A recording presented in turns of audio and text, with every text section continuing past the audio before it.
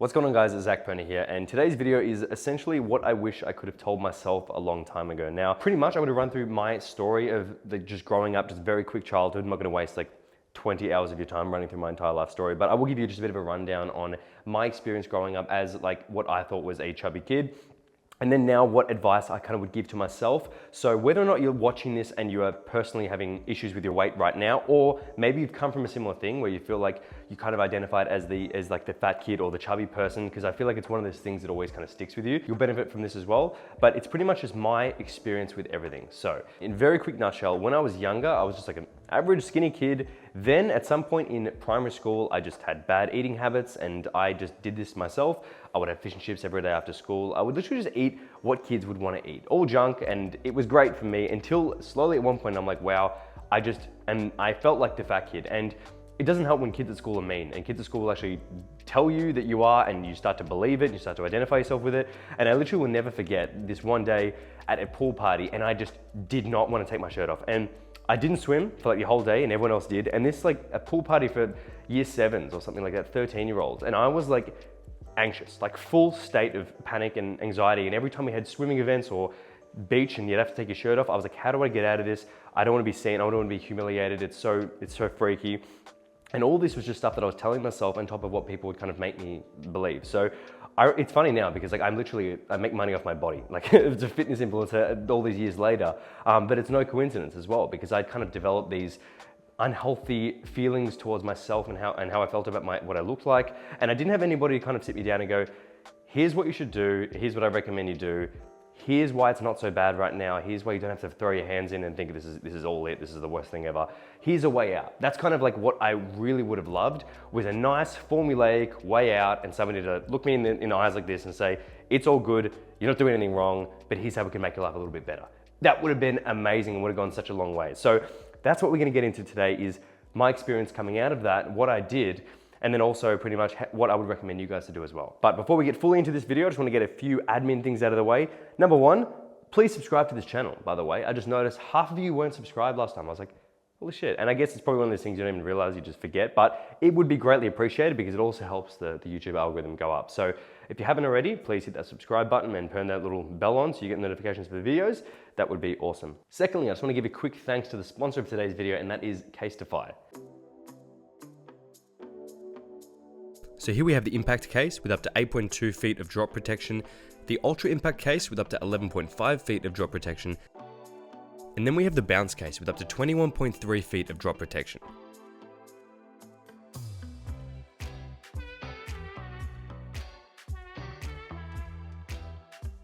So the cases for the new iPhone 14 series utilizes the trademark technology EcoShock. This adds 20% of extra protection and has been drop tested over 150 times to ensure it doesn't wear off. My previous iPhone case was Casetify as well, and I actually ordered the wrong ones this time around, and they sent me 3 brand new ones. I'm like, I'll send it back. They're like, no, it's okay, it's fine, we'll send you brand new ones. So amazing to deal with. The quality on these is second to none. This is actually made from recycled phone cases as well, so very impressive, and the designs are insane. They literally, it was so hard to choose designs because they're all so cool. So I want to do an actual drop test with this and show you guys how durable this is. Okay, drop test. See, it's still all good. We're sweet. Nothing changes.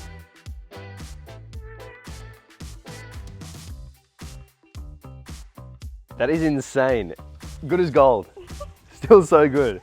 And they also have a brand new utility strap to go completely hands-free.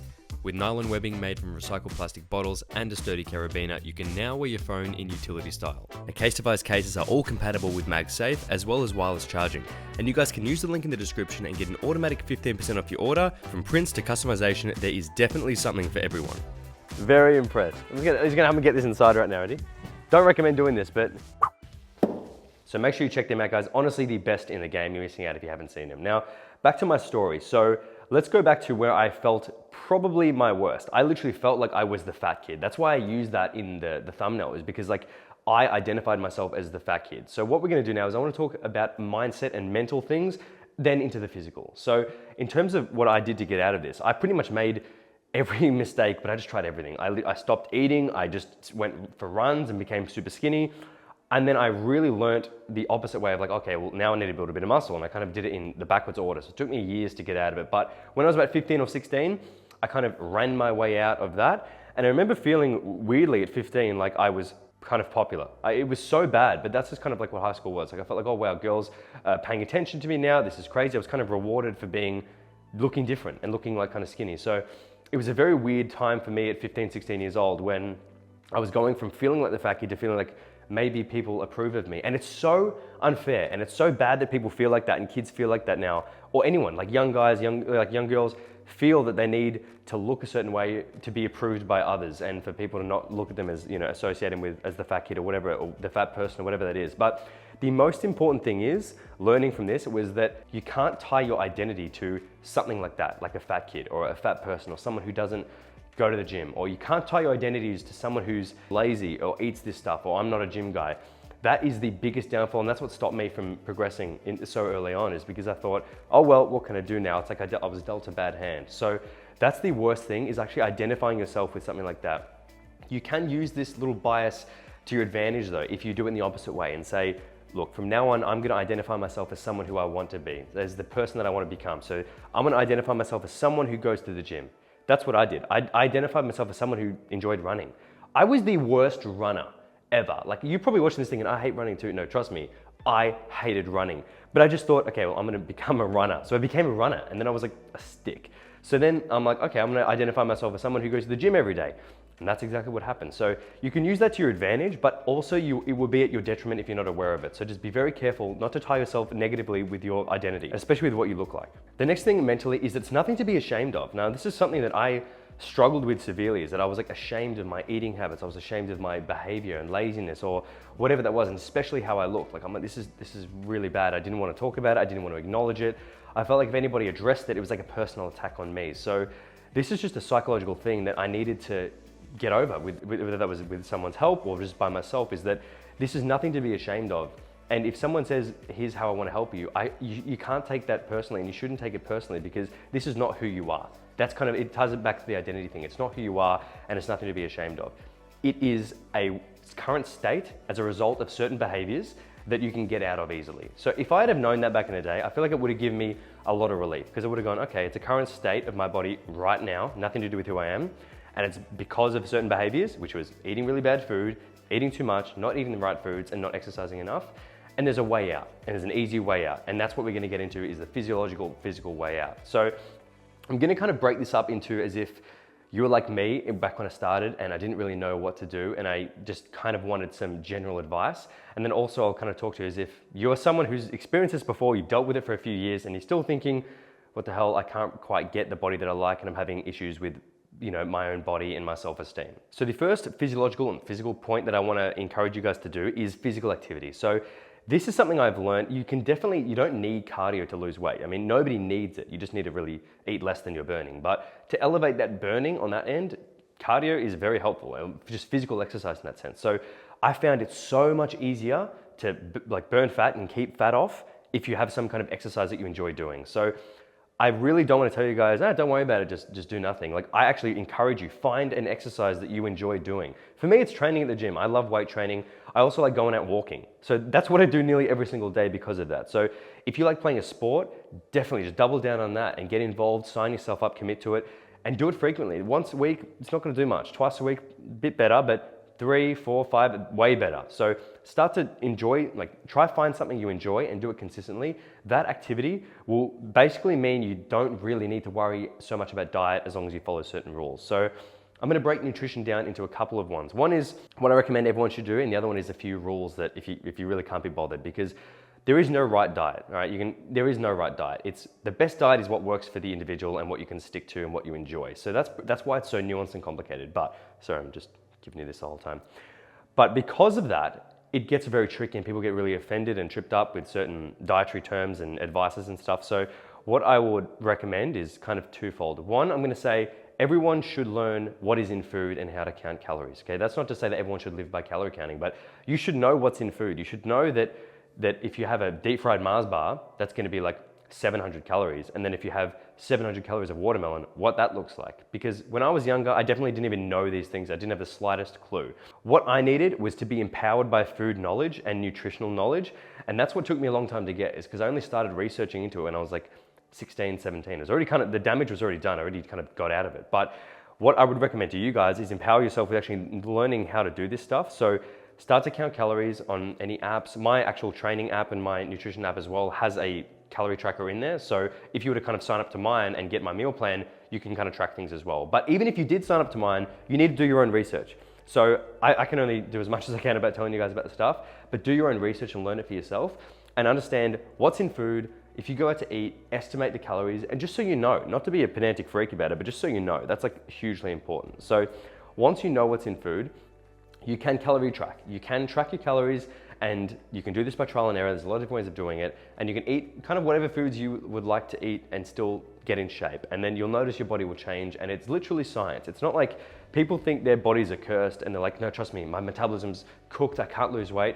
I just think you can literally scrap that idea altogether. It's highly, highly unlikely that's ever the case. So don't even worry about it. Just know that if you follow calorie tracking and you burn more than you're eating, you will lose weight. It's pretty much just, well, it is just science. So that's a comforting thought as well, I find. Now, whether or not you want to do this every single day is a whole nother story. I don't like tracking every single thing because I think it drives you insane. I think it's a horrible way to live, and I think it's not very sustainable. I personally like mentally doing it, judging and just going off kind of rules of thumb.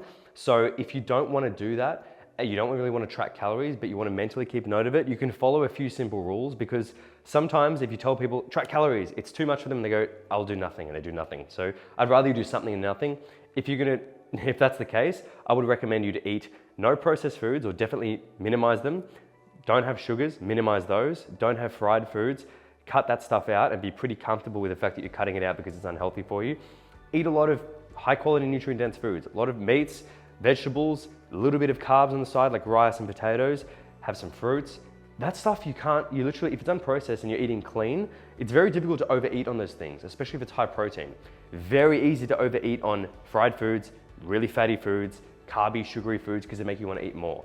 That's why if you imagine, like, if you put somebody into, like, put me in this room right now and I have no idea about diet. On one table, I've got all the croissants, pastries, like just really high calorie, sugary foods. That's gonna make me want to eat more of those things. If they just say, hey, eat as much as you want, I'll definitely eat more of those things and consume like 4,000 calories. If on the other table is steak, salmon, eggs, dairy, like some fruits, and they say eat as much as you want, I guarantee you I will eat less calories from the clean food than I will from all the junk, because of how it affects your body's appetite signals. So pretty much you can follow those rules of thumb and you can track, or you can do a bit of both, or what I like to do is just kind of intuitively track and know that you're on the right path to getting where you want to be. Now, before we end this video, I also want to touch on the mental kind of effect that it's had on me and how I kind of identified myself as that fat kid, as that chubby kid, the person who couldn't lose weight, the person who had self-esteem issues. That doesn't just go away. So like if you came from that kind of background as well, and I know a lot of people that I've spoken to have, is that you will always kind of feel like the fat kid, I reckon. That's just what I've found personally. That's how it affects me, is that it drilled into me a sense of discipline that didn't come from a very good place, because when I didn't like how I looked, there's something about that level of motivation when you hate how you look. It's kind of borderlines on like self-deprecation, like you don't like yourself and it's a bit punishing. You will work very, very hard. And so when I started training at the gym, I didn't just do it and think, oh, this is great, look how good I look. I thought, you're a piece of shit, you need to get better, you're not good enough, you're not training hard enough, you need to be stricter. So I was like a bit of a robot. And I thought, this is great, I've got this awesome willpower, it's so cool, I've got this discipline, but it didn't come from a very good place. So I think in hindsight, if I could give myself advice, even in the last 4 years of, when I've already been in shape and making money off my body and all this stuff, is to recognize that there's some part in me that is affected still by the self-esteem issues I had as a kid. And that is good in the sense that it might give me more discipline, but it's bad in the sense that on my bad days, I could be very harsh on myself. And so you guys might be in this as well, is that it might not be to do with being overweight. It might just be if you had self-esteem issues in any other kind. And it might be like you're feeling bad about yourself then, and so therefore it's having a trickle effect now, and you still kind of feel that deep down. So I think the key to get out of that is self-awareness, honestly. It's just being aware of what that was and what that issue was that you had, and then kind of going, okay, cool. How am I aware of this? How can I be mindful of it? And how can I kind of move forward and get around it? So that is my experience. I just wanted to give a quick kind of run through on things that have helped me, and honestly, the video that I wish I had back when I really needed it. So I did hope you guys enjoyed this. Please subscribe, like I said, and like this video as well. Maybe give it a share, do something crazy, give it a share. And also, if you do like this green top, comment something about the green top below, because I was honestly nervous about wearing this because I felt like I looked like a highlighter in my YouTube video. But you know what, I'm backing it in now. It is Gymshark, by the way. Another quick plug, Gymshark's Black Friday sale is going live on the 18th. So when this is posted, it's coming up very soon. But like I said, hope you guys enjoyed this. Leave a comment below. I'm gonna stop talking. I'll see you in the next video.